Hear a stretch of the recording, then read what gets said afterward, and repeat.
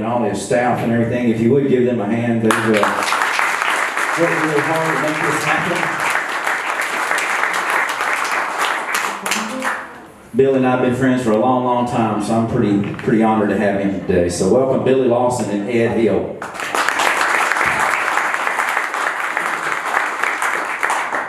Well, everybody I recognize I like, and that's a good thing.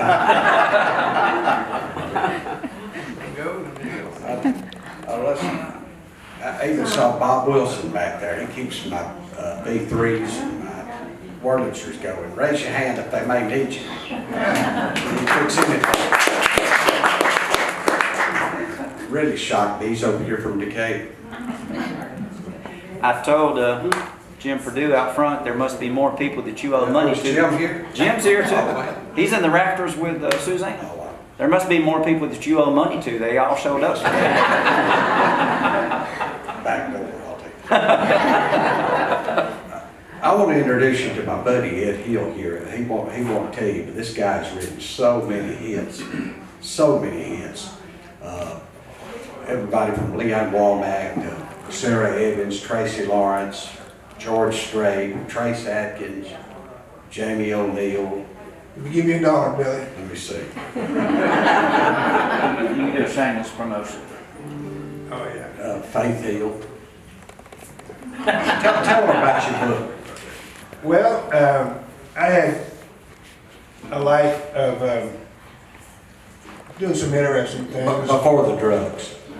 Well, that's kind of in a bit. But I'm from the West Coast. I'm from the San Joaquin Valley in California, a little farm town. My dad's a farmer, my grandfather is so on and so on. Just a little town. But so I was raised on radio, whatever was on the radio there, and I started high school in '63, so the Beatles, little Johnny Cash, but mostly just what was on the radio. And then, you know, I had bands, and we did a lot of that going on, and then I started kind of like dabbling and writing songs, because I thought, well, you know, I do everybody else's song. And so nobody where I'm from ever heard of making a living writing a song. That just didn't exist. Tell them who's from where you're from. I'm from the same town and school as Steve Perry, the lead singer in Journey. And he's the same grade as me. And He taught you how to sing harmony. well, yeah, we were in different bands. He was in this band called the Sullys, and he was actually the drummer and lead singer. And when I was about 16, he had his car. He drove over one day to our band, and he started teaching us harmony. And because we were singing a lot of unison and doing songs on the radio and stuff, real nice. And we didn't think anything about it, because we did a lot of shows where there'd be 4 or 5 bands, and he'd have a band be in a different one, and he sang great then. But we didn't think anything about it, because we had a couple of real good singers, and you know, we just went on. So anyway, eventually, after playing in these bands, I got a call from a guitar player I used to play with, who went to Bakersfield because he had relatives there, and he said, "Would you want to play in this country club 6 nights a week for $225 a week?" I go, "A regular paycheck." Wow. And I didn't know anything about country music, so I was in a band that they were all dedicated to making it, you know.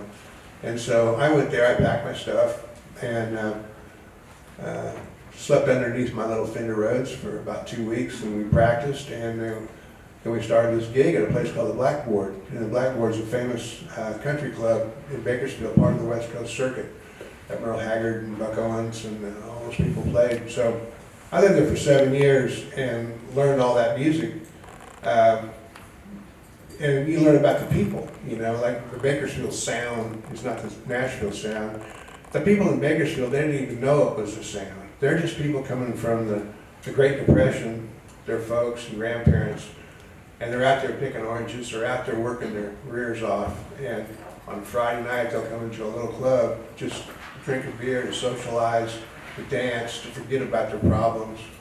And that basically turns into the Bakersfield sound and real life stuff. And when I was playing there, I played at different clubs, little dives, one called the Barrel House, and the Blackboard, and Lucky Spot, and Merle Haggard would come in once in a while when he wasn't touring. This was in the 70s, so Merle's a big deal. And he's from there, and he had a house there.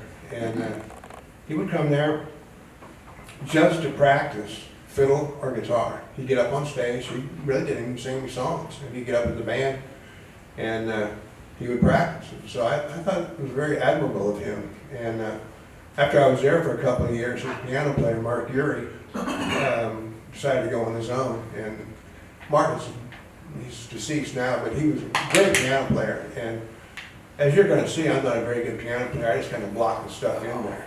I mean, I'm not a virtuoso, and I just use it to write songs. But anyway, so the bass player in that band was a guy in the band I was in, and he said, well, Mark's going to leave. You want to try out for Merle's band? I go, heck yeah.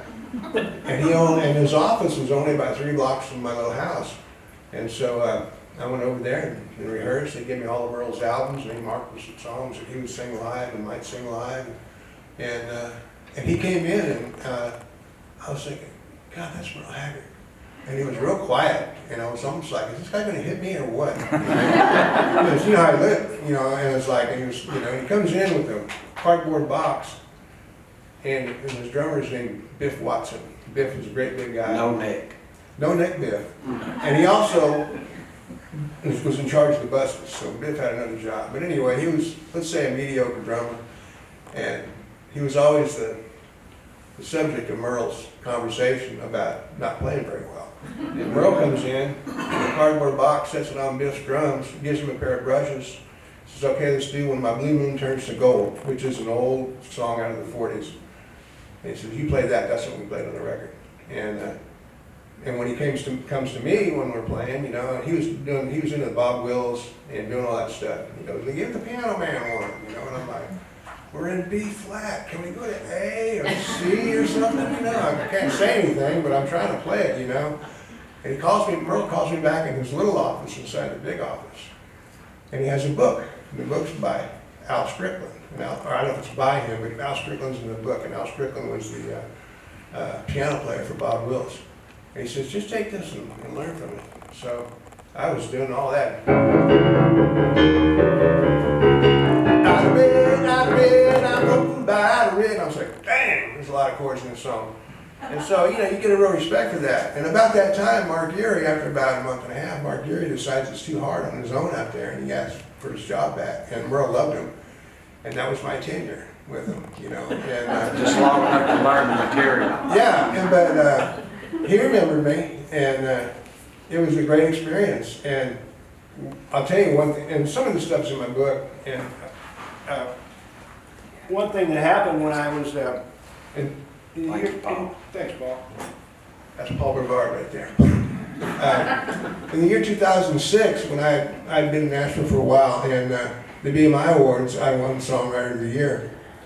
And Now he's bragging. well, I'm going to bring up Merle's why. It only meant something to me, and it was something very important to me.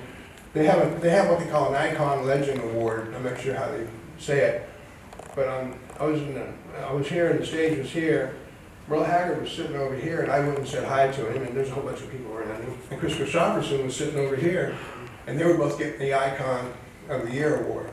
So when it came the turn to get the Songwriter of the Year award, they called my name, and I didn't even know I was going to get it, but I just, about my knees about buckled, and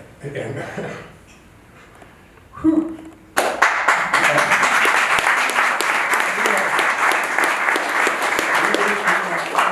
My mind is bringing these two great songwriters. Applaud for me. Yes.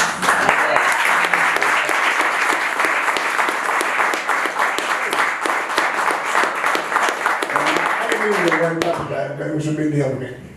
My ASCAP first award show didn't go that well. I won an award for learning as you go, and they were giving Guy Clark a lifetime achievement. I was standing outside waiting for the valet, and I was beside Lyle Lovett and Guy Clark, and robbed a crowd, and the kid come up and said, "Sir, I can't start your truck." I went to the parking thing, and he'd never driven a stick shift before, so you gotta match the clutch. Then I had to drive up there and get my wife.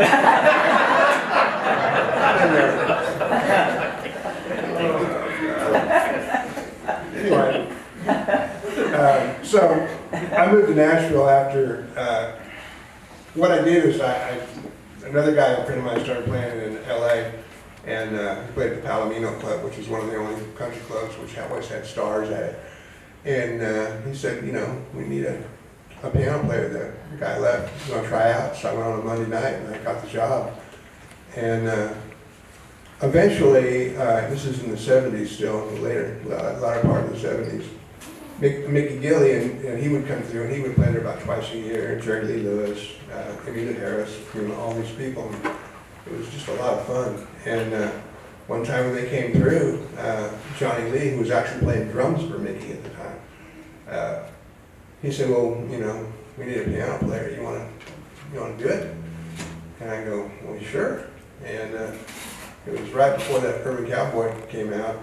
And so I went to Texas and got on an old bus, and our first job was in Altus, Oklahoma, and it was cold.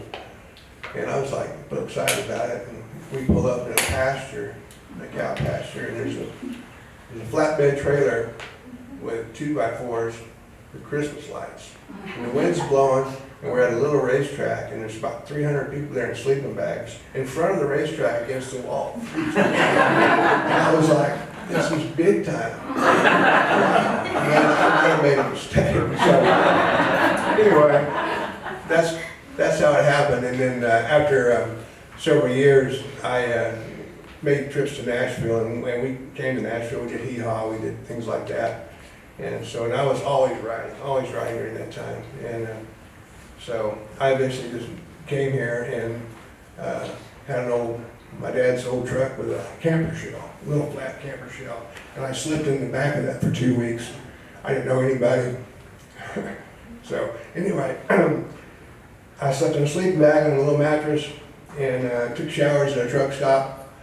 And eventually I got a little bedroom from a fiddle player, and then I would go, well, where do you guys make your demos? What do you do? How do you do that? You know, and I figured that out, and so I had to pay for it myself, and I'd write a song and go demo it, and then I'd go paint apartments, and then I'd work on weekends with maybe Johnny Lee.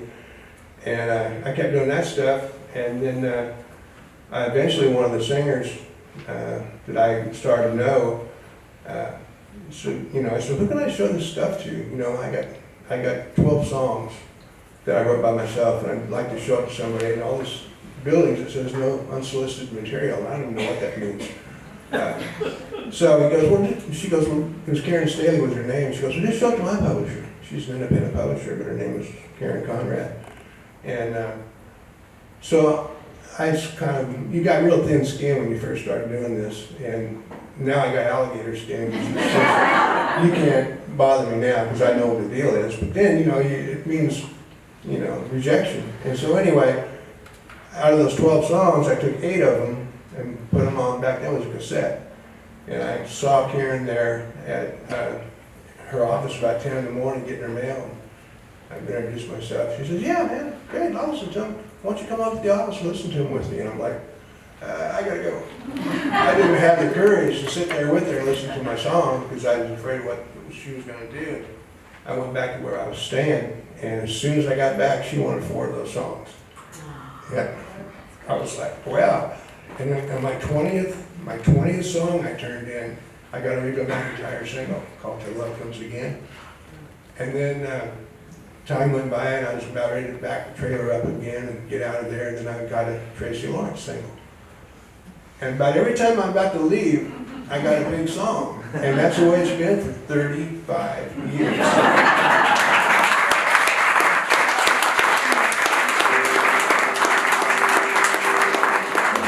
I'm going to play one that Tracy Lawrence did, and Tim McGraw and Kenny Chesney. It was #1 song.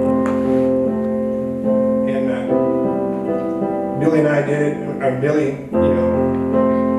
did it at the studio for my album. We cut about 5 of my hits and 5 other songs for most of those recording. And we did a little bit different. I don't know if I'm playing the right group. Yeah, you are. What can you read? C, cat.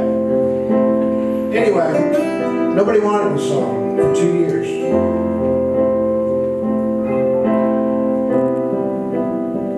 So we did a little different. Run your car off the side of the road, get stuck in a ditch way out, middle of nowhere.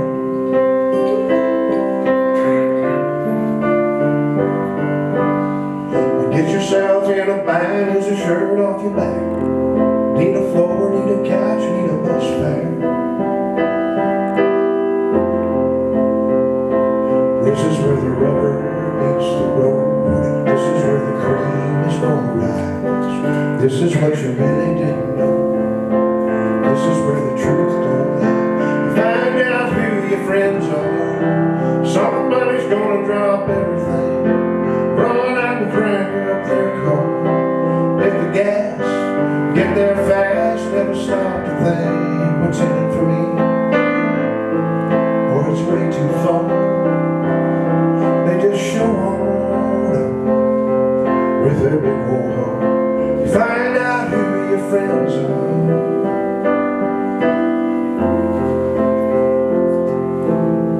Now everybody wants to slap your back, wants to shake your hand when you're up on top of that mountain.